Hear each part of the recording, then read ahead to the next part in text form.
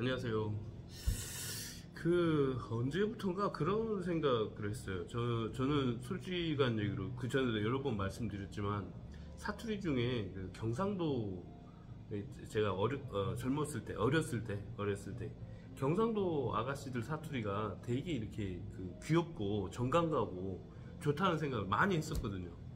근데 그 생각을 할 무렵에 또 하나 드는 의문점이 있었는데, 그게 뭐냐면은 이쪽은 다 거의 대부분 민주당이라고 하는 당 계열이 국회의원을 하고, 저쪽은 다 당 계열이 한나라당이라고 하는 당이, 지금 한나라당 아니죠? 뭔가 잘 모르겠는데, 어쨌든 이제 두 가지 색깔로, 빨간색과 파란색으로 이렇게 나뉘는 그게 참 신기했어요.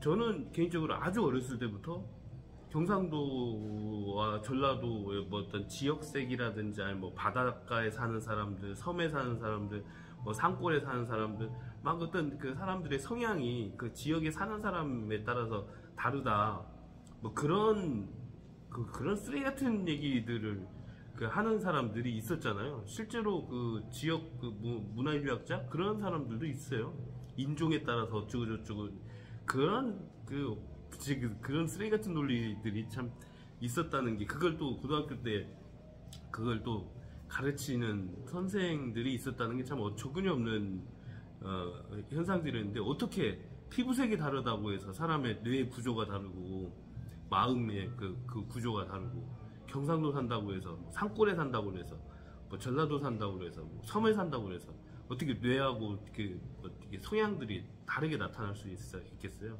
말도 안 되는 거죠. 그 말도 안 되는 세월을 우리는 살아왔잖아요. 근데 이제는 좀 많이 상당히 달라지긴 했는데, 그래도 너무 부족해요. 네, 그래서 제가 이제 아는 형이 또 국회의원 후보 출마를 해요. 이번이 세 번째인가 되는데, 항상 2% 부족해서 떨어졌어요. 2% 부족해서. 물론 경선에서 떨어졌지만, 한 번은 나왔다가 떨어지고, 한 번은 경선에서 떨어지고 했던 것 같아요. 제 기억에. 아무튼 제 기억에 오류가 있을 수도 있습니다. 근데 어쨌든 저희 구독자님, 전주에 사시는 분들 계시면은, 최형재라고 하는 제가 친한 형이 국회의원 후보에 나옵니다. 근데 이분은, 저는 이런 사람들이 어떤 당색을 가지고 있든지 간에 이런 사람이 국회의원을 해야 된다고 생각을 해요. 착하고, 그리고 이게 기울음이 없어요. 기울음이 없고 공정하고, 그리고 뭐랄까 선비죠, 선비. 그래서 이런 분은 부산에 가서 출마를 해도 당선이 돼야 된다고 생각을 하고, 전주에 와서 출마를 해도 당선이 돼야 된다고 생각하고, 강원도에 가서 출마를 한다 하더라도 당선이 돼야 된다고 생각을 해요. 왜냐면 이분은 선비 정신이 투철하기 때문에. 그래서 불의와 절대 타협하지 않을, 그러니까 내가 나한테 어떤 이득이 된다고 해서, 내 측근한테 어떤 이득이 된다고 해서 어떤 법을 제정하려고 노력하고, 누군가를 이렇게 하려고 하는 입김을 불어넣고, 이런 걸 절대 하지 않을, 그냥 시골의 착한 어머니 아버지 밑에서 자란 순박한 종손. 예. 지금도 종손으로서의 역할을 열심히 하고 있어요. 근데 이제 이런 분들은 뭐랄까, 부끄러움을 알죠. 예. 그래서 왜냐면 자기가 종손이니까. 그래서 수호지심, 측은지심, 십이지심, 물론 국회의원 하려면 십이지심이 가장 강해야 돼요. 예. 그런 공자가 얘기했던 기본적인 네 가지 덕목을 충분히 가지고 있는 분이에요. 아주 충분히 흘러 넘칠 정도로. 그래서 전주에 계시는 우리 구독자분들이 계시면은, 전화가 오면 끝까지, 02로 시작하는 전화가 오면은 끝까지 듣고 선택을, 최형재 후보를 선택해 주시기 바랍니다. 제가 나중에 이제 실제로 랠리가 시작되면은 경쟁이 시작되면은 선거 캠프 가서도 영상도 찍고 적극적으로 이런 분은 어디 가도 울진, 부산, 문경 뭐 어디 가도 뭐 전주, 군산 무슨 뭐 아무튼 어디를 가더라도 이런 분은 국회의원이 돼야 된다. 이런 분이 국회의원이 돼야지. 또 저하고 약속한 것도 있어요. 그건 뭐냐면 출산 장려 정책에 대한 획기적인 전환, 그것을 이제 집중적으로 이렇게 펼치겠다라고 해서, 그러니까 뭐 다자녀 정책 이런 얘기가 아니라 출산 장려 정책의 획기적인 전환. 그 획기적인 전환은 뭐냐? 그 사회, 문화, 경제 모든 거에 다 걸려 있죠. 그것은 아이들이 안전하게 태어나고 안전하게 성장하고 그리고 자기의 꿈을 마음껏 펼칠 수 있는 환경. 이것은 정치 환경일 수도 있고 문화적 환경일 수도 있고 물리적 가정 환경일 수도 있고 사회적 환경일 수도 있어요.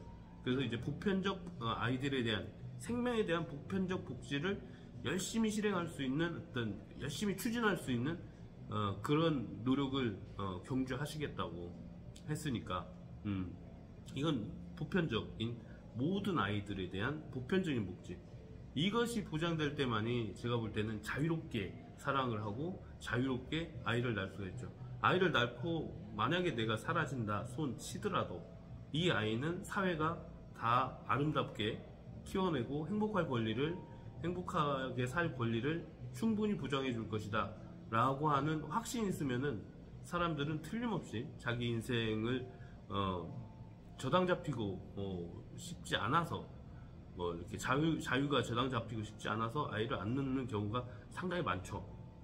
그리고 걱정이 돼서 저는 실제로 그런 얘기를 많이 들어봤어요. 그런데 최형재 전주 을에 출마합니다. 최형재라고 하는 저의 형제 같은 형이 여기서도 애드립이 나오네. 저의 형제 같은 형이 국회의원이 될 수 있도록 제가 항상 2% 부족해서 안 됐거든요. 그래서 2%를 제가 채워드리고 싶어요. 딱 2%만. 딱 2%만 채워드리면은 딱 2%만 채워드리면은 형제 형이 국회의원으로 활동을 할 수 있을 것 같다라는 생각이 들어서 이번에는 뭐 어쨌든 정진경 국회의원 후보도 당선이 됐으면 좋겠고 최형재 국회의원 후보도 반드시 당선이 돼가지고 두 분이 이렇게 힘을 합쳐서 출산 장려 정책의 획기적인 변환점을 변곡점을 한번 만들었으면 하는 생각이 들더라고요. 이게 아무튼 뒤에는 제가 있습니다. 뒷배는 제가 봐드릴 테니까 그렇다고 뭐 저를 갖다가 여성가족부 차관이나 이런 걸 임명을 하면 안 됩니다. 저는 애 키우느라고 바빠서 안 돼요. 물론 저를 차관으로 임명하고 싶겠지만 안 되고 저는 애 키우느라고 바빠서 안 되고 글도 써야 되고, 그러니까 여러분들께서 정진경 후보와 최영재 후보가 국회의원에 꼭 당선이 돼가지고 출산 장려 정책 이대로는 안 됩니다. 반드시 변곡점을 만들어서 새로운 시대를 이끌어갔으면 하는 바람을 가지고 있어요. 형제형 같은 경우는 항상 2%였으니까 이번에는 4% 이상 앞서 나가서 당선이 되는 걸로 당선이 될 것으로 제가 예상을 합니다. 지금 여론조사가 아무튼 형제형이 나쁘진 않은 것 같아요. 그래서 나쁘지만 않으면 돼요. 나머지는 제가 채워드릴 테니까. 02로 오는 전화 있으면은 꼭 받으셔가지고 끝까지 들으시고 끝까지 이 완료 버튼을 누를 때까지 기다려주세요. 그래서 최형재 전주을 최형재 국회의원 후보를 선택해 주시면은 세상이 밝아질 겁니다. 아무래도 조금은 더 이렇게 허투루 쓰여지는 돈 말고 실제로 아이들이 안전하고 행복하게 자랄 수 있는 어떤 그런 환경을 만들지 않을까라고 하는 생각이 들어요. 그래서 여러분들이 좀 잘 올바른 선택을, 저는 그게 올바르다고 생각해요. 이분은 경상도에서 출발을 해도 당선이 돼야 되고 강원도, 충청도 어딜 가서 출마를 해도 어떤 색깔의 구분 없이 선비정신으로 살아갈 분이니까 꼭 부탁드립니다. 파이팅! 안녕.